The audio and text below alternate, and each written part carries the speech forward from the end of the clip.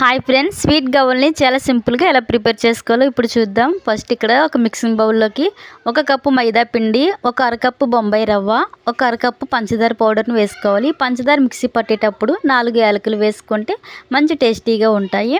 అలాగే 1 అరకప్పు వరకు కాచిన నెయ్యి కానీ, బటర్ కానీ, లేక డాల్డా కానీ, ఆయిల్ కానీ వేసుకోవాలి. నేను ఇక్కడ కొద్దిగా ఆయిల్, డాల్డా వేడి చేసి వేసుకున్నాను. అలాగే కొద్దిగా వాటర్ వేసుకొని చపాతీ పిండిలాగా సాఫ్ట్గా కలుపుకోవాలి. ఇలా కలుపుకున్న తర్వాత కొద్దిగా ఆయిల్ అప్లై చేసుకొని పైన కాటన్ క్లాత్ కవర్ చేసుకుంటూ ఒక 10 నిమిషాలు పక్కన పెట్టుకోవాలి.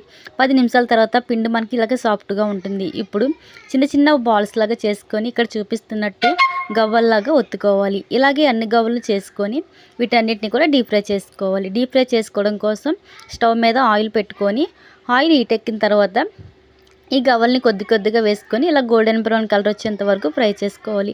ఇలా ఫ్రై చేసుకుంటే ఎంతో టేస్టీ అయిన స్వీట్ గవ్వలు అయితే